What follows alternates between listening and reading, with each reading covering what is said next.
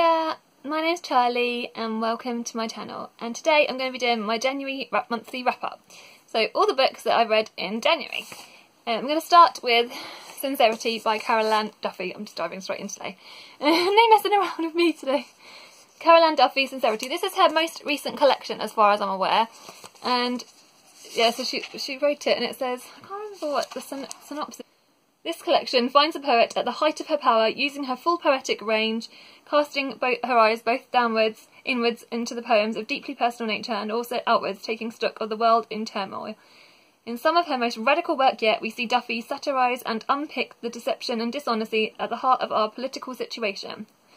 In a rallying cry that builds steadily throughout the collection to a powerful closing poem in defence of the necessity of reclamation of the virtue of sincerity. Yeah, so definitely there are a lot more political themes in this. There are other ones as well that are very more personal to her, and I think there was one about her dad in here, I believe, which I can't remember because it's so long ago that I read this. It feels like so long ago. My favourite one in this actually was called Britannia, and this was one that she'd written about. In the UK, if you're from the UK, you'll know about this. I don't know how everyone outside the UK, whether you've heard it. It's about, there was a tower last year, I think it was, I'm so sorry, called Grenfell, which is a tower in London, like just an ordinary apartment building, and it caught fire and it killed loads and loads of people, and it was so horrific. And she talks about that and sort of comparing it to, there was a, I should have marked this out really. Hang on a minute. So it's two disasters that happen that she talks about in the poem Britannia. The disaster at Grenfell, where the building burnt down. It was horrific. Like I said, it was awful. And also another horrific disaster that happened in, I think, the 1950s or 60s or something, which I'll put across the screen. And it was in Wales, and it was Aberfell, I think it's called. Where is it? Thing, I can literally Aberfan, and this was when it was a mining disaster kind of thing where a load of coal fell. They were piling coal. I think it was coal or slate. I think it was actually high on the mountains. I researched this after actually because it was just really, I don't know. I found like I wanted to know more about it because I hadn't heard about it, which I don't understand how I hadn't because it's in British history. But I guess you can't know everything. Yeah. So this school had loads of this slate. The piles fell down on the school and it killed loads of children and adults as well. And she talks about, at the end of it, she talks about, one of the things she says about is that she remembers that the Queen visited both times. And yeah, I don't know, I just found the poem talking about both incidences really, really moving, and I felt moved, like I said, gripped by it, and it just made me, yeah, so, I don't know, that was one of my favourite poems from that collection. Either which way. Talked a lot about that. Right, the next one, I've got a list on my thing. Actually, also, I read Northern Lights I didn't read all three of these. I read Northern Lights, which was by Philip Pullman. I'm going to read the other two. I'm trying with my series. I'm trying to read them like once a month, like one a month or something. I think that's what I've said. Yeah, this was, I'm sure most of you know about this. This is about the story about Lyra. I'm trying to get a thing. And it's like her kind of, so Lyra Bellaracre, I can't say this, and it says, in this world, human souls exist outside their bodies in the form of demons, like animal spirits that talk and comfort their humans. Children's demons regularly change form. So Lyra's got a demon, and hers is called Pantalaimon, I think it is. He's a wonderful, wonderful character. Yeah, and she goes on a journey to rescue her kidnapped friend from the gobblers, and then along the way she says, I've written notes, you see, because actually in my diary, see, my journal's actually helping me. So make friends along the way and discovers things a whole lot more complicated than she could have ever imagined. Yeah, so it was just a wonderful story. I really, really enjoyed it. It's made me excited to read the other two. I can't wait to. We'll see, even though this month I won't be, but yeah, because I'm doing my Blackathon, obviously. Yeah, and I think I put my thoughts. I chomped through this. It's definitely a story that kept me hooked. Yeah, lots of the characters were likeable. Some of them made me cross. I remember that actually. I think that was purposeful that they made you cross. Yeah. And then yeah. Another thing I noted was that the story is a lot more brutal than I actually thought, because it's sort of sold as a children's story, which obviously it is. but it is not like a light, fluffy children's story by any means, and it is, yeah, very, yeah, brutal. I think maybe brutal's a bit hard, but yeah, uncomfortable maybe. I don't know. Either way. The next one I read was The Help by Kathryn Stockett. I'm flitting my pages because it's helped me to try and work out which order. Yeah, and this is a story set in 1962 about the black maids and their family and the families that they look after. And there's a journalist called Mrs. Skeeter who's writing. She goes about writing an article about these women, and she's kind of doing it in secret, obviously, well, not because at that time it was very frowned upon that they even talked to the black maids, let alone like this particular thing and break open this scandal. It is a work of fiction. It's very much, to me, I found like it was very much character driven. The characters, I just love this so much. It's very slow burning. It's not like a fast paced story. It's not one that it's definitely one you have to take your time over. But really moving. And then I went on, and the characters I loved, because I've written in my diary the characters I love: Ibeline Clark and Minnie Jackson. Minnie Jackson, oh my gosh, she's a fireball of a character. She's wonderful, as actually was Ibeline as well. I think I might be pronouncing that name wrong, I'm sorry. But yeah, they were both, these were the main black maids that she spoke to, and oh my gosh, I just loved them so much. There's actually a lot of humour in this book, actually, and there's one incident in particular which, if you've read it, you guys will know. Oh my gosh, I was actually laughing out loud, and someone kind of gets their just desserts, and nevermore is that phrase perfectly said. So yeah, definitely recommend this. I saw the film as well. I got hired it. The film, there was so much of the characters and development of the story, especially particularly with Minnie, that was left out. I kind of was a little bit disappointed in it, but seeing them come alive on screen, they were played beautifully. I think it's just because I wanted more. I think I could have just watched hours and hours of that film, so I felt like they skipped a lot of the story out, but that was not the actor's fault and whatever. But yeah, it's just one of those things. Either way, yeah, I loved that book. So that's that. I read that, and actually, this was one of my favourites. Shall I tell you my favourites one? This one, and where's my favourites? This one and this one, which I'll talk about next, was one of my favourites. I can't remember what, there's another one, but I can't see it. Yeah. Oh, and Hound of Baskervilles. So, Cinder. I'll talk about Cinder now. It's just very chatty today, isn't it? Sorry. Cinder is written by Marrisa Meyer. This is a retelling of Cinderella, so quite straightforward, except for she's a cyborg. And it's kind of, yeah, magical realism meets sci-fi, and it's just, I know, like, it could, like, some people could say this is quite like an obvious kind of story, and it's nothing overly surprising, but the thing that made it one of my favourites is partly that reason, actually. Because I loved the fairy tales so much when I was growing up, lots of fairy tales, I just found like it's a very relaxing read, and yes, and the pace of it, there were things happening, and like kept you kind of gripped and moving through the story. But I just really found it, yeah, just a very relaxing, not overly complicated, but really well written. I felt well written. I don't know. I really enjoyed it, and it was definitely one of my favourites this month. And I can't wait to read the rest of the series, which I've got on my shelf. Also, I read in this month, I did this Sherlock Holmes read-along, which if you would have seen my favourites, you would have known that. And there were 6 short stories, which I will list below. I don't really want to go into each one too much, because we're already at nearly 9 minutes.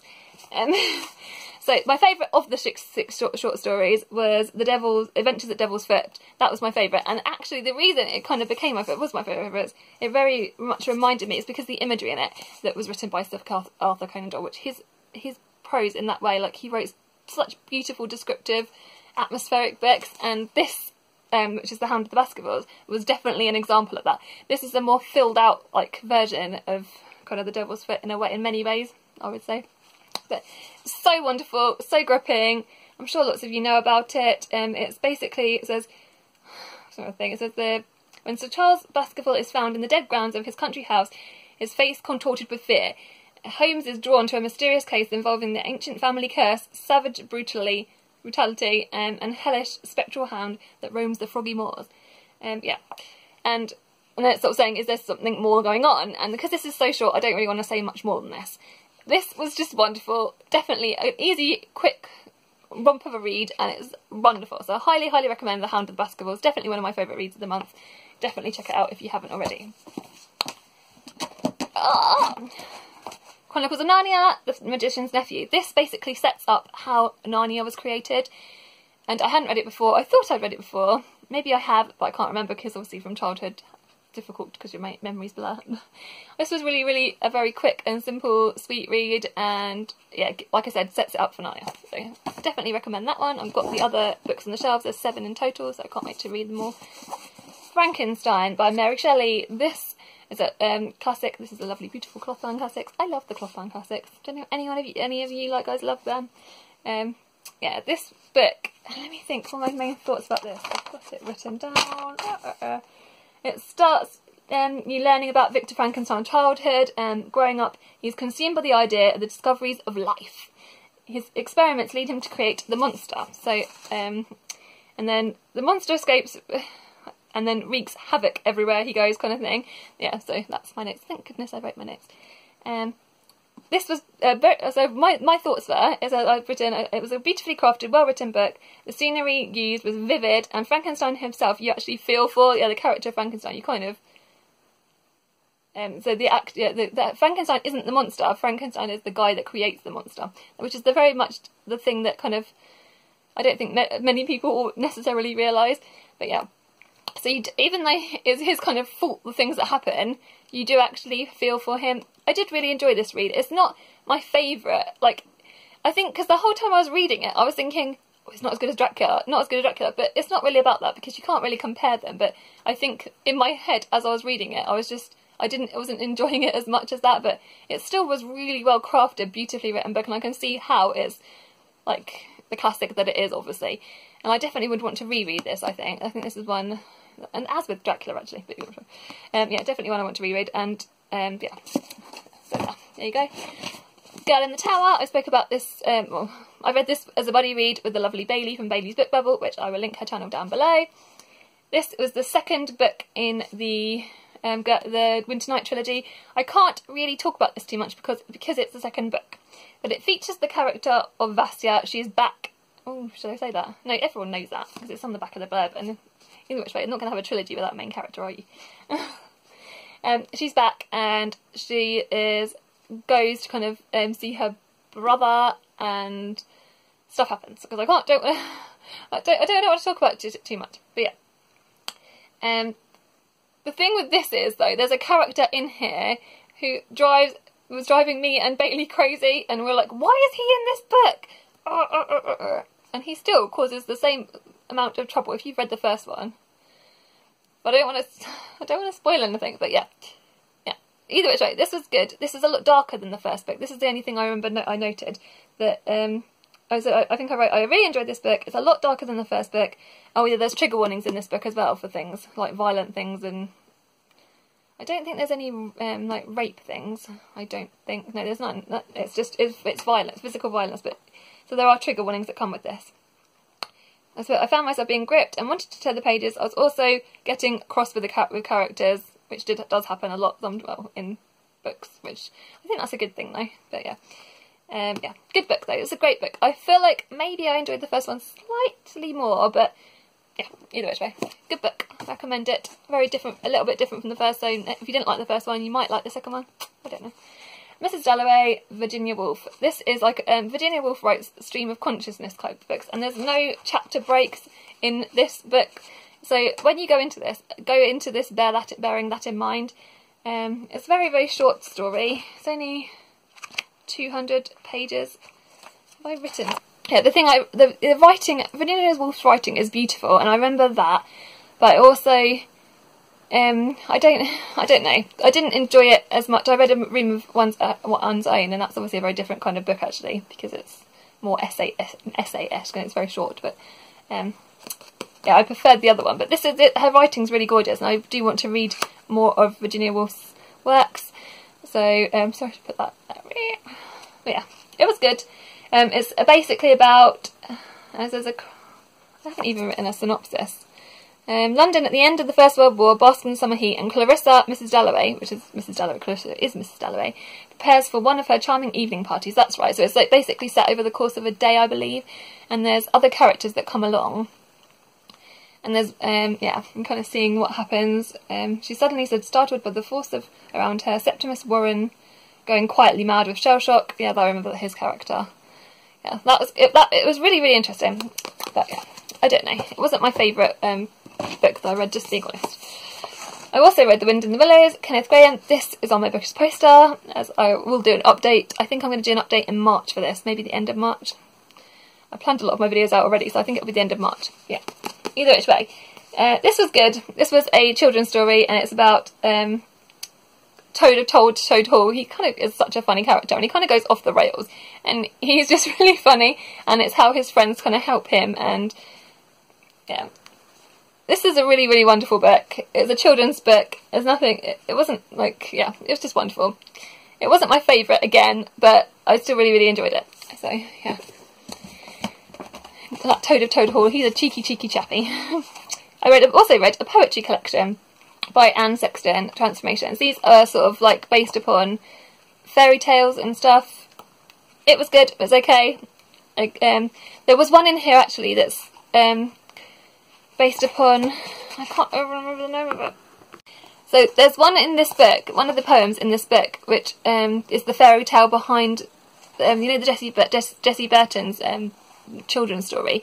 It's kind of based up the story. The poem is based upon the fairy tale that's behind that. So it's made me want to pick up the Jessie Burton one. Actually, that's the thing that I remember most about this. There were some beautiful ones in here. I really did enjoy it. There were some ones I didn't like as much, but this often happens with poetry collections, so that doesn't mean it's bad at all.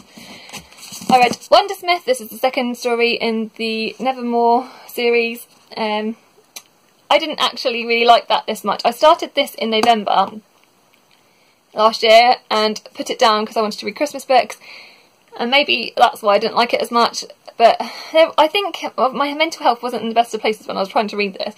So that could have contributed to me not liking it, but I feel like it's very much, like, you know, the Harry Potter rip-off thing that people talk about. There were bits of it in here that kind of annoyed me for that reason, being honest. And I just felt like, yeah, it was too much of a rip-off, but then there were other bits that I didn't feel like it. So it's not the whole book. It's okay. Like a 3-star kind of read, if you know what I mean. It was okay. It wasn't the best. Some bits annoyed me, some bits I loved. Make of that what you will. I'm going to finish on my non-fiction that I read, How to Argue with a Cat. And this was Julie from the Hungry Book Club, which I'll link her channel down below, did a non-fiction read-along, and I read this, and this is just a funny book about the art of human persuasion. I don't think I need to really talk about this too much. It's very humorous. If you like cats, you'll definitely like this. Very funny, makes you think a little bit, not too much. Yeah, there you go. So that's my monthly wrap-up. If you've managed to make it to the end, put in the comments socks. Just as a test, I don't know. Maybe not. You don't have to do that if you don't want to. I hope you've had a good week, and I hope that you guys are well, and you've had a good month and good reading month. I think I've read quite a lot of books, which is why this is so long. I'm so sorry. Let me know what you guys have been reading. I really want to know. I love hearing about what you guys are reading, and give me any recommendations, because I love hearing that too. Yeah, take care, you guys. If you're new to my channel, I post videos on Wednesdays and Sundays, so that is when you'll find me. Take care. Bye, bye, bye.